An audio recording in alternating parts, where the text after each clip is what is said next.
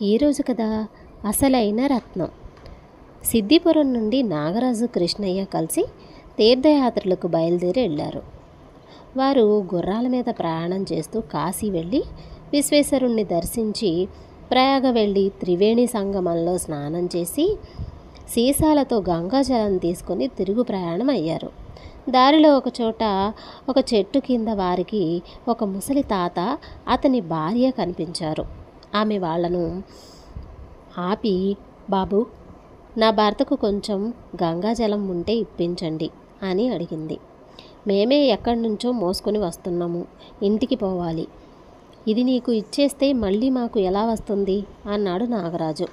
కానీ కృష్ణయ్య తన సీసాను ఆమెకు ఇస్తూ, అమ్మా, దీన్ని మీ దగ్గర ఉంచుకోండి, ఇందులో ఉన్నది పవిత్ర గంగాజలం అన్నాడు. ఆమె ఆ సీసాన్ని తీసుకొని ముసలివాడికి అందించింది. ఆయన ఆ గంగాజలాన్ని కొంచెం లోటాలో పోసుకొని తాగి శక్తి వచ్చినట్టు వెంటనే లేచి నిలబడి గుర్రం మీద ఉన్న కృష్ణయ్యను సమీపించి నమస్కారం చేసి, అయ్యా, నీకు స్వాగతం. ఈ దినం మీరు మా ఇంటికి అతిథులుగా దయచేయాలి. నా పేరు విశాలగుప్తుడు. మా ఇంటి వద్ద మీకు అన్ని విషయాలు చెబుతాను అని నాగరాజు కేసి తిరిగి, మీరు కూడా రండి అన్నాడు. ఆశ్చర్యపోతూ కృష్ణయ్య నాగరాజు విశాలగుప్తుడి వెంట వెళ్ళి ఒక అందమైన భవనాన్ని చేరుకున్నారు. అక్కడ విశాలగుప్తుడు సేవకులు చాలామంది ఉన్నారు. విశాలగుప్తుడి భార్యగా నటించిన మనిషి ఒక పరిచారిక అన్న సంగతి అక్కడ స్పష్టమైంది. ఆ రాత్రి భోజనాలయ్యాక విశాఖగుప్తుడు కృష్ణయ్యతో ఇలా అన్నాడు. నా తండ్రి ధనగుప్తుడు వర్తకం చేసి అంతులేని ధనాన్ని, రత్నాలను సంపాదించాడు. ఆయన చనిపోయే ముందు ప్రతి చైత్ర పౌర్ణమి నాడు ఒక సజ్జనుడికి ఒక రత్నం ఇయ్యమని కోరాడు. నేను ఏటా ఏదో ఒక వేషం వేసుకొని ఆ రోజు ఒక సజ్జనుడి కోసం వెతుకుతూ ఉంటాను. ఈ ఏడు నాకు మీరు తటస్థపడ్డారు. రేపు మీరు బయలుదేరేటప్పుడు మీకు ఆ రత్నం ఇస్తాను. దాన్ని స్వీకరించి నన్ను ధన్యుణ్ణి చేయండి. అనుకోని ఈ అదృష్టానికి కృష్ణయ్య ఆశ్చర్యపోగా, కృష్ణయ్య అదృష్టాన్ని చూసి నాగరాజు ఈర్ష్యపడ్డాడు. మర్నాడు బయలుదేరే ముందు విశాలగుప్తుడు ఒక రత్నం కృష్ణయ్యకి ఇచ్చి, మీరు సిద్దిపురం వెళుతున్నారు కదా, దారిలో నాగపురంలో పక్రాజ్ అనే ఒక రత్న వర్తకుడు ఉంటాడు. అతను మీకు దాని న్యాయమైన వెల ఇస్తాడు అన్నాడు. విశాలగుప్తుడి వద్ద సెలవు పుచ్చుకొని ఇద్దరూ బయలుదేరారు. నాగరాజుకు ఆ రత్నాన్ని కాజేయాలని తీవ్రమైన కోరిక కలిగింది. తామిద్దరూ దారిలో ఒక సత్రంలో బస చేసి ఉండగా నాగరాజు కృష్ణయ్య వద్ద ఉన్న రత్నాన్ని కాజేశాడు. రత్నం పోయిందని కృష్ణయ్య తెలుసుకొని తనతో చెప్పినప్పుడు నాగరాజు చాలా ఆశ్చర్యాన్ని కనబర్చి అది దొరికిన దాకా ఆ ఊరు వదలరాదన్నాడు. ఈ ఊళ్ళో మనకు ఎవరు సహాయపడతారు? అది ఎలా వచ్చిందో అలానే పోయింది అన్నాడు కృష్ణయ్య. తర్వాత వాళ్ళు నాగపురం చేరారు. కృష్ణయ్య పక్రాజును చూడబోదామన్నాడు. రత్నం కూడా పోయింది కదా, ఇంకా ఆయనతో ఏం పని అన్నాడు నాగరాజు. విశాలగుప్తుడి స్నేహితం ఇతని పరిచయంతో పూర్తవుతుంది కదా, రత్నం అమ్మటానికే వెళ్ళాలని ఏమిటి అన్నాడు కృష్ణయ్య. అయితే మీరు వెళ్ళిరండి, ఈలోపు నేను ఊరు చూసి వస్తాను అన్నాడు నాగరాజు. అతను తాను దొంగిలించిన రత్నంతో ఒక రత్నవర్తకుడి వద్దకు వెళ్ళి, ఈ రత్నం మీరు ఎంత కొంటారు అని అడిగాడు. ఆ వర్తకుడు దాన్ని చూస్తూనే, ఇది మీకు ఎలా వచ్చిందని అడిగాడు. మా తండ్రి గారు బోలెడు డబ్బులు పోసి కొన్నారు. నాకు డబ్బు అవసరమైనప్పుడు అమ్ముకోమన్నారు. ఇది అమ్ముతున్నాను అన్నాడు నాగరాజు. వర్తకుడు నవ్వి, మీ నాన్నగారిని ఎవరో బాగా మోసం చేశారు. ఇది గాజు ముక్క, చిల్లి గవ్వకు కూడా ఎవరు దీన్ని కొనరు అన్నాడు. నాగరాజుకు ఒక విధంగా తృప్తి కలిగింది. విశాలగుప్తుడు కృష్ణయ్యను మోసగించాడు. తాను చేసినది దొంగతనమే కానీ విశాలగుప్తుడు కృష్ణయ్యకు చేసిన మోసం ఇంకా దారుణమైనది. ఈ లోపల కృష్ణయ్య పక్రాజును కలుసుకొని తనకు విశాలగుప్తుడికి పరిచయం ఎలా అయినది చెప్పాడు. వెంటనే పక్రాజు అతనితో, మీరు విశాలగుప్తుడు ఇచ్చిన రత్నం నాకు ఇచ్చేసి దాని విలువ తీసుకోండి అన్నాడు. దాని దారిలో ఎవరో దొంగిలించారు. నేను దాన్ని మీకు అమ్మడానికి రాలేదు. విశాలగుప్తుడు గారి మిత్రులని చూసిపోదామని వచ్చాను అన్నాడు కృష్ణయ్య. తనకు విశాలగుప్తుడు రత్నం ఇచ్చిన సంగతి అతనికి ఎలా తెలిసిందా అని ఆశ్చర్యపడుతూ, మీ వెంట ఇంకొకతను కూడా ఉన్నాడు కదా, ఆయన ఏడి అని పక్రాజు ఆత్రంగా అడిగాడు. ఊరు చూస్తానని వెళ్ళాడు అన్నాడు కృష్ణయ్య. వెంటనే పక్రాజు తన మనుషుల్నిద్దరిని పిలిపించి తమ భాషలో వాళ్లకు ఏదో చెప్పాడు. వాళ్ళు వెంటనే బయలుదేరి వెళ్ళి కొద్దిసేపట్లో నాగరాజును వెంట పెట్టుకొచ్చారు. పక్రాజు తన మనుషుల చేత నాగరాజును సోదా చేయించాడు. అతని వద్ద రత్నం దొరికింది. మీరు పోగొట్టుకున్న రత్నం ఇదేనా? విచారించకండి, ఇది గాజు పూస. ఇలాంటి వాడే నీ మిత్రుడు కూడా.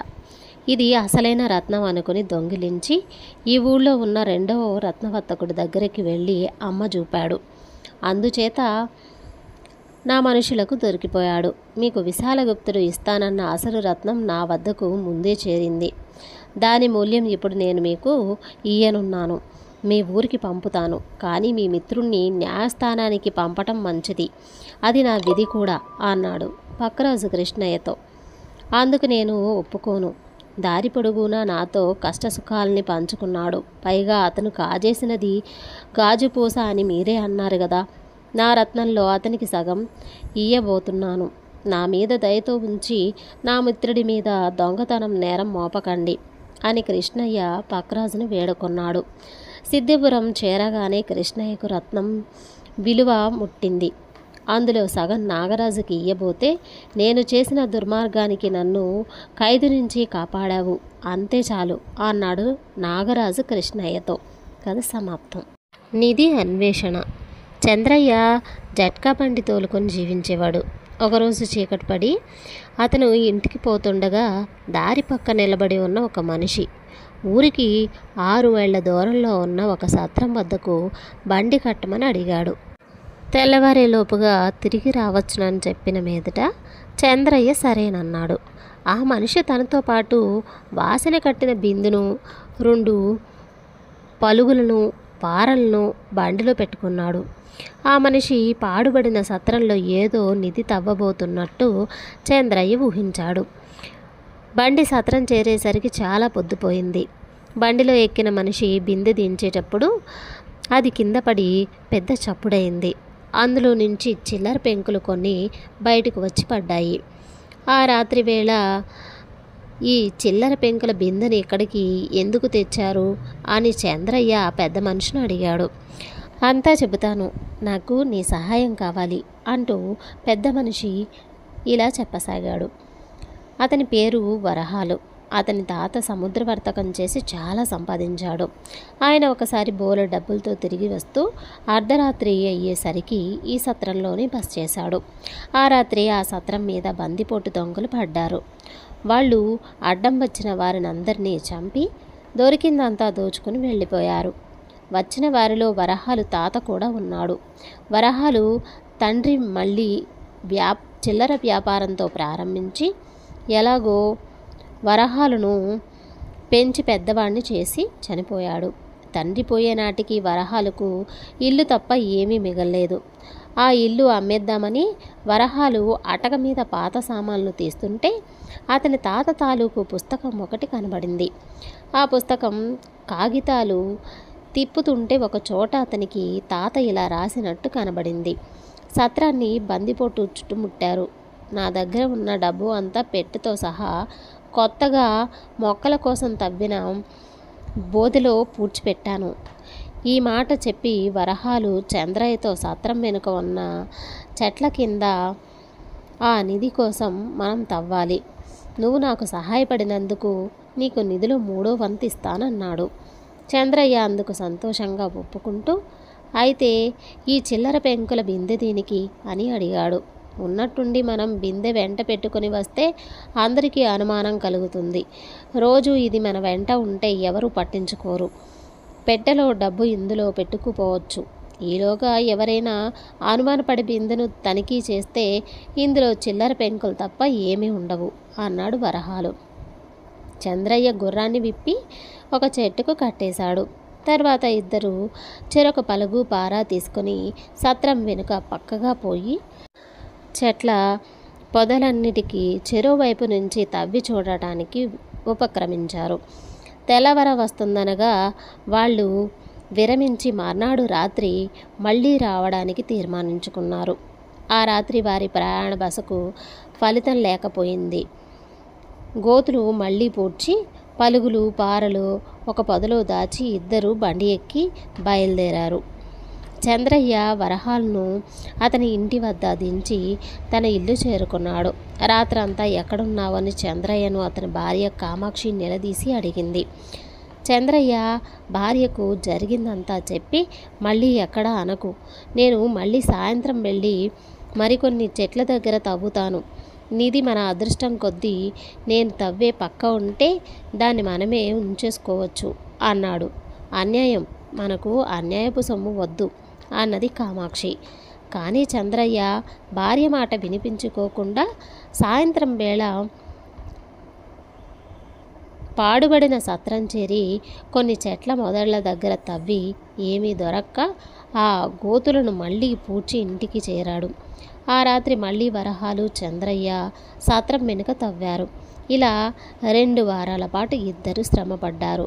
అయితే చంద్రయ్య నిద్రాహారాలు సరిగా లేక పగలు రాత్రి కూడా శ్రమపడి డీలా అయిపోయాడు. మర్నాడు ఉదయానికి అతనికి జ్వరం కూడా వచ్చింది. ఈ రాత్రికి నేను బండి కట్టలేను అని చంద్రయ్య పొరుగింటి పుల్లయ్య ద్వారా ఆ సాయంత్రం వరహాలకు కబురు పంపాడు. పుల్లయ్య తిరిగి వచ్చి వరహాలు ఇల్లు ఖాళీ చేసి పట్నం వెళ్ళాడని చంద్రయ్యకు చెప్పాడు. చంద్రయ్య తల తిరిగిపోయింది.